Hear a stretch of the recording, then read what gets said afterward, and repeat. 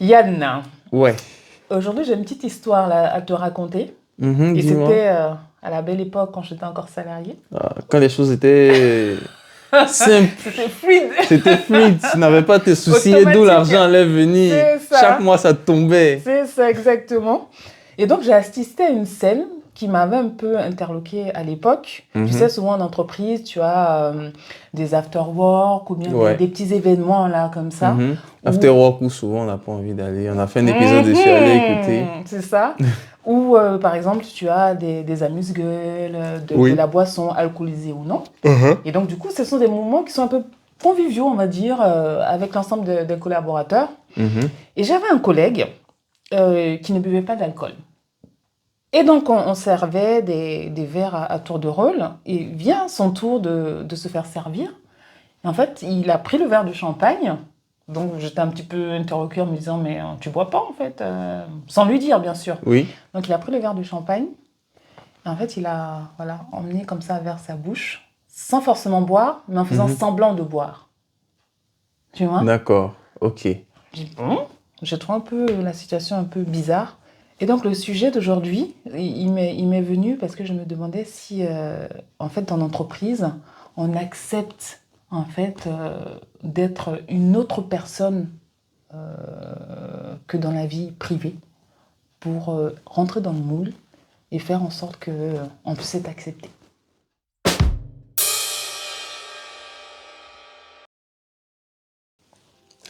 Qu'est-ce que tu penses de ça? Bon. Je pense que pour un certain nombre de choses, on n'a pas toujours le choix. Ouais. Je pense qu'on n'a pas toujours le choix et que, en fonction de la situation dans laquelle on est, en fonction de ce qu'on constate dans l'entreprise, Ouais.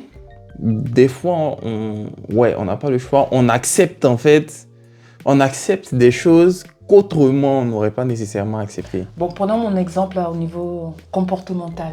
Est-ce que on était obligé d'accepter ce verre-là, même si on ne boit pas d'alcool? Bon, déjà, par exemple, il a fait semblant. Il a pas bu. Il n'a pas bu, mais bon, il s'est un peu forcé quand même à prendre le verre, à faire truc.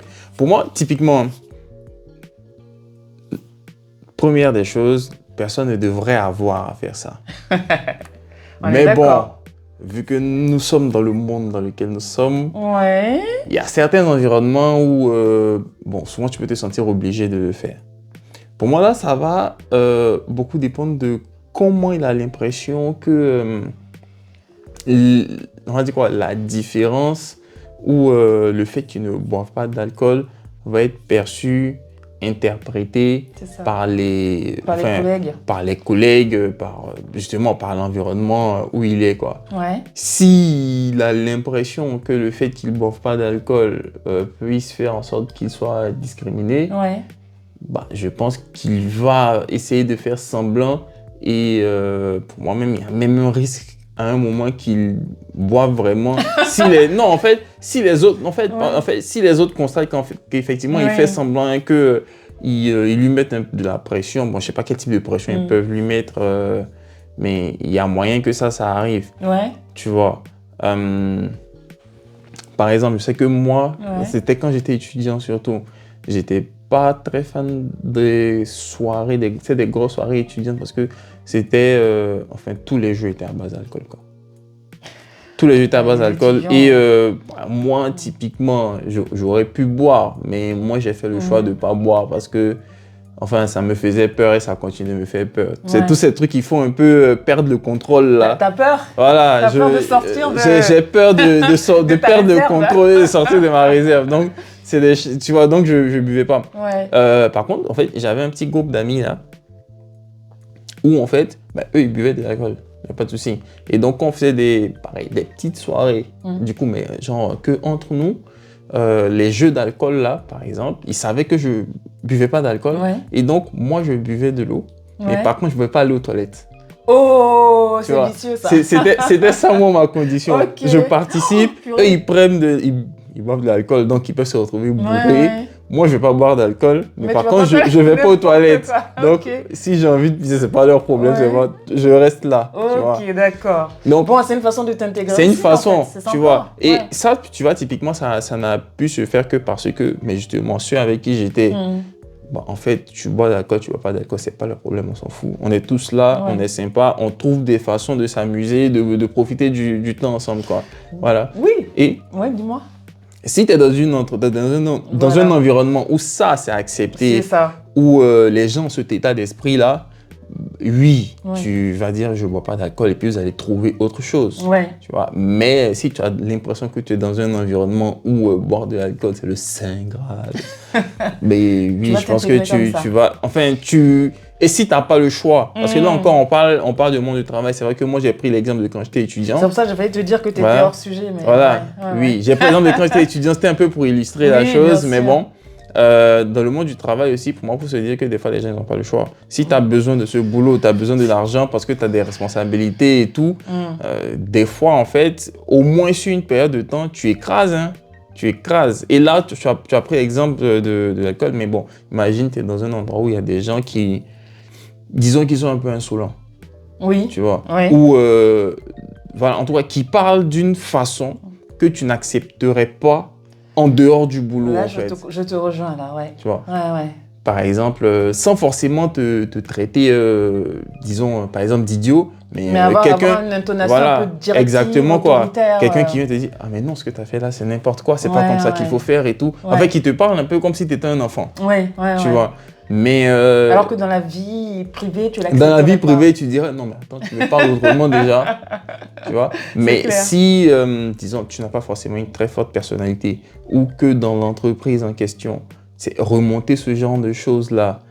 Par exemple, tu l'as fait une fois, ça n'a rien donné. Une deuxième fois, ça s'est retourné contre toi-même. Au bout d'un moment, si tu n'as pas le choix et que tu as besoin de ce boulot parce que tu as besoin du salaire pour pouvoir assurer tes responsabilités derrière, je pense qu'au moins pendant un certain temps, tu vas écraser. Mais est-ce que ça, c'est pas préparer la cocotte minute là, pour que ça explose après? Parce que finalement, tu prends sur toi, mais au bout d'un moment, je pense que tu vas exploser. Oui, pour moi, c'est inévitable. Tu vois, en fait, ça va dépendre de la capacité de la cocotte minute. Combien de temps tu vas tenir, ça va dépendre de ça. Mais oui, à un moment ou un autre, je pense que en tout cas, je ne vois pas d'être humain qui puisse encaisser ça toute sa vie sans exploser au moins, quoi, tu vois. La personne, je pense qu'il y a forcément un moment où ça va exploser. Surtout, dès qu'il y aura la possibilité de partir, les gens, ils s'en vont, quoi. C'est pour ça que aujourd'hui, on critique un peu des nouveaux métiers là, qui apparaissent, mais le métier de facilitateur, par exemple, ou de quoi, happiness officer. Happiness officer. Franchement, moi, je ne sais pas trop ce qu'ils font. Écoute... T'as déjà eu ça, toi? On m'a déjà proposé. D'être happiness officer? En fait, je passais un entretien pour un autre poste. D'accord. Et puis la personne m'a trouvé tellement un peu joviale, avenante et autres. Ils m'ont proposé le poste. J'ai eu peur parce que je me suis dit, qu'est-ce que c'est que ça? Franchement, moi, je ne sais pas ce que c'est que ce poste. Happiness officer. Je ne sais pas ce qu'ils font. Mais en fait, je ne sais pas c'est quoi leur rôle. Garant de la joie. De la joie, de la bonne entente. Tu fais en sorte qu'on évite les conflits au sein de l'entreprise. Moi, je pense que les conflits, il faut plutôt travailler à les résoudre, à mettre les choses à plat, plutôt que les éviter, en fait, parce qu'ils finiront toujours par arriver. Bon, dans tous les cas, si vous êtes happiness officer, ou si vous travaillez quelque part où il y a un happiness officer, franchement, j'ai besoin de savoir. De comprendre. Écrivez-nous, contactez-nous, on fait un épisode. Et vous allez nous expliquer ce que c'est qu'un happiness officer. Moi, franchement, je ne sais pas, je ne comprends pas, je ne sais pas ce qu'ils font. T'es pas sympa. Mais c'est vrai qu'on en rigole, mais c'est pour ça qu'en entreprise aussi, je pense que le rôle d'un référent par rapport peut-être à l'éthique, qui est garant un petit peu des relations sociales comme ça en entreprise, ça peut être intéressant. Quelqu'un qui est vraiment neutre, avec lequel tu peux en fait échanger de façon anonyme sur ce qui se passe. Et après, ce qui se passe, c'est qu'il y a certaines enquêtes qui sont menées pour creuser un peu, comprendre si effectivement c'est problématique, par exemple. Franchement, c'est ça, moi je dis ça dépend quoi d'entreprise parce que typiquement, je suis peut-être un peu pessimiste, hein, mais moi j'y crois pas quoi. À quelqu'un qui veut être neutre en entreprise. Surtout genre, plus les entreprises sont grosses et plus c'est là où tu vas avoir besoin de gens clés comme ça. Pour moi, ça va dépendre de la culture d'entreprise, pas celle qui est dite parce que tu pars sur tous les sites de toutes les entreprises. Ici, on aime les gens. Ici, on fait tout bien. Ici, c'est l'amour, c'est la famille. Mais dans les faits, ça peut être complètement autre chose. Voilà. Yann, et toute cette histoire de référent là, même lui sera bridé par rapport à ce qui relève de la culture d'entreprise, mais qui est véritablement vécu quoi. Si c'est la culture du silence et que il y a certaines choses qu'on peut pas dire ou certaines choses qu'on peut pas dire sur certaines personnes, peu importe la qualité du référent, il pourra rien faire. Et Yann, aujourd'hui, c'est la première fois que je vais te contredire parce que j'ai vécu ce cas-là. D'accord. Au sein de mes différentes missions. Et on a eu justement un référent qui était là, qui a récolté des informations de façon anonyme. Et son enquête a abouti au licenciement d'un manager toxique. La personne est partie du jour au lendemain sans s'en rendre compte et l'équipe a respiré. Pour moi... Comment? Tu as eu de la chance. Ouais, c'est ça. Tu as eu de la chance. Mais dites-moi... Ouais. Là, combien de fois vous avez ça? Non, objectivement, moi, j'ai beaucoup de mal. C'est un peu comme, tu sais, les rôles des RH. Encore, non mais... C'est un peu comme le rôle des RH. Pour moi, typiquement, elle doit pouvoir jouer ce rôle-là. Tu vois. Cette position où on essaie d'être neutre et quand il y a des conflits, essayer de récupérer les informations. Bien sûr. En tout cas, mener correctement les choses de sorte à aboutir à une vérité, je dirais pas la vérité, parce que une vérité, de sorte à proposer des solutions. Bon, ça doit être vraiment cette position que les RH doivent prendre. Mais bon, leur réputation est tellement mauvaise au RH que... N'importe quoi. Faut pas l'écouter, n'importe quoi. Franchement. Donc, j'y crois moyen, tu vois, en la capacité de quelqu'un qui est dans l'entreprise, tu vois, qui est salarié de l'entreprise et qui travaille pour, disons, l'atteinte des objectifs stratégiques qui sont donnés par l'entreprise, c'est la capacité de gérer ces choses-là. Après, c'est pas dans toutes les entreprises. Il ne faut pas généraliser. Il y a des entreprises où on essaie quand même de bien faire les choses. Voilà, de bien faire les choses. Et ça existe aussi. Donc, exemple, là où tu étais le référent, il a pu faire ce qu'il fallait. Et puis bon, à la fin de la journée, je me dis, tout est souvent question de preuve, quoi. À partir du moment où on est en capacité de prouver la toxicité de quelqu'un, peu importe ce que l'entreprise veut, elle ne pourra pas indéfiniment fermer les yeux. Exact. Voilà. Mais il y a d'autres cas aussi où on est souvent, on se retrouve à adopter des comportements qu'on n'aurait pas adoptés en dehors du boulot. C'est souvent sur même le travail. Je suis d'accord, Tu vois, c'est que, on arrive souvent à se dire que, bon, ça, moi, je l'aurais fait autrement. Je pense que ça doit être fait autrement, mais ici, c'est comme ça. Donc, voilà, je fais comme ça. Et sans proposer quelque chose? Non, mais ça peut venir aussi du fait que, la première fois, tu vois, tu proposes... tu essaies d'en parler déjà. Et soit tes collègues eux-mêmes te disent que, ah non, ici, voilà, c'est pas comme ça qu'on travaille. Ici, on fait comme ça. Ou que t'es pas écouté. Voilà. Tu proposes et tu te rends compte que, tout ça, c'est du vent. Donc, bon, au bout d'un moment... Tu te tais, tu exécutes, tu fais comme tout le monde. Et je pense que ça aussi, c'est quelque chose qui peut arriver assez souvent, en fait. Mais est-ce que ça, c'est bénéfique pour l'entreprise? Ça la dessert complètement? Ça dépend de qui a la tête. Hein. Je te donne un exemple. Ça, c'est... je regardais des documentaires, là. Je pense que c'est sur Arte que j'ai vu ça, je sais plus trop. Mais en tout cas, ça parlait de l'entreprise Boeing. C'est concurrente de Airbus, en gros. Disons... c'est un abus de langage, c'est pas exactement ça, mais disons c'est le Airbus américain, tu vois. Ouais. Et en fait, au début de cette boîte-là, c'était, on va dire, une boîte, disons, d'ingénieurs. Donc, de gens qui avaient le souci de la qualité du produit, sécurité, conformité. Et du coup, ils faisaient des avions qui étaient, genre, incroyables, quoi. Et puis, à un moment, il y a eu, disons, un basculement dans la gestion de l'entreprise. C'est passé aux mains de financiers. Ouais. Qui, eux, sont plus pour, disons, faire plus d'argent. Ce qui, dans l'absolu, n'est pas forcément une mauvaise chose, étant donné qu'une entreprise, dans ce monde capitaliste, là, c'est pour faire de l'argent. Ouais.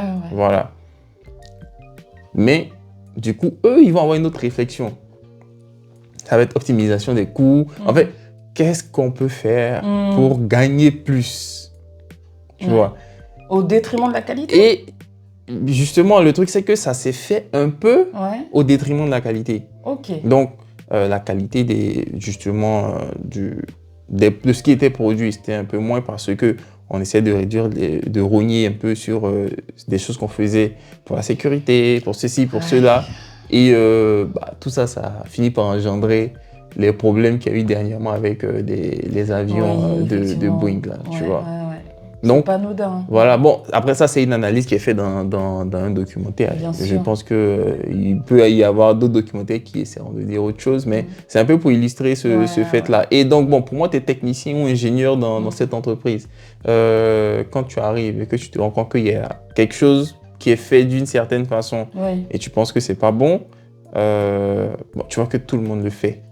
Et qu'on te dit que ça, c'est fait parce qu'on veut réduire tel coût. Bon, au bout d'un moment, tu fais quoi? Tu te tais, tu fais pareil, quoi. Non, tu engages un responsable de la qualité, Yann.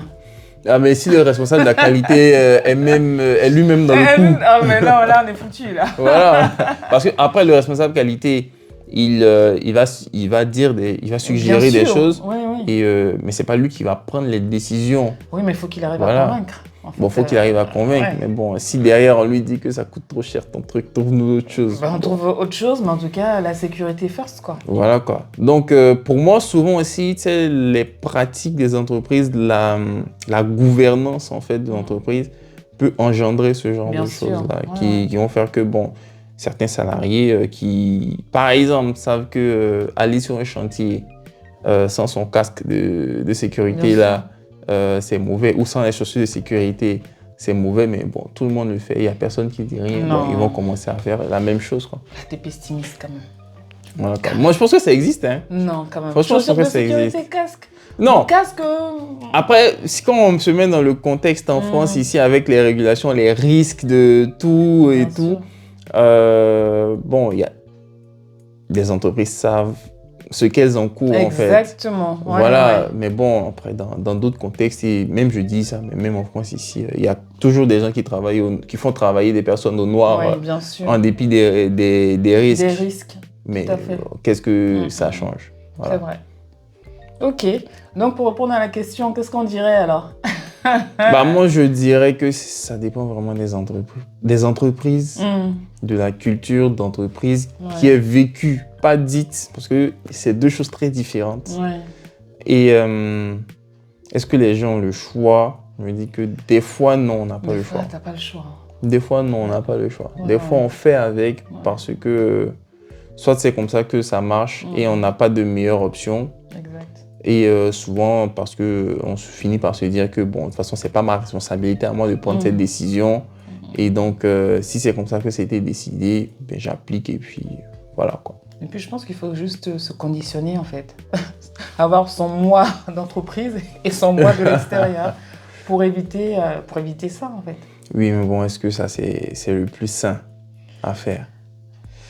Être quelqu'un d'autre, jouer un rôle en entreprise, et puis c'est même pour les organisations, je pense que c'est pas une bonne chose. Après, c'est un rôle par rapport à son comportement, en fait. Ça, tu peux, par exemple, si tu es quelqu'un de colérique, ben, tu dois te canaliser. Oui, bon, là, voilà, donc, mais je pense que même, bon, je dirais que même être colérique, que ce soit dans la vie professionnelle ou dans la vie en général, il éviter. Faut éviter. Mais tu es obligé de te canaliser, par exemple. Oui, après, tu sais, franchement, je pense que quelqu'un qui est colérique dans la vie en général à un moment, saura pas s'empêcher d'être colérique dans la vie professionnelle. Ouais. Disons qu'on n'a pas le choix. Des fois, on n'a pas le choix. Après, c'est pas très réjouissant, c'est pas ce qu'il faudrait. Et c'est pour ça qu'il faut que nous-mêmes, en tant qu'acteurs du monde du travail, on puisse progressivement travailler, améliorer tout ça. Améliorer, se respecter, s'écouter pour œuvrer au bien-être de tout le monde. Exactement. Donc voilà, c'était Yann et Agathe. Merci de nous avoir écoutés. À bientôt. Au revoir. Au revoir.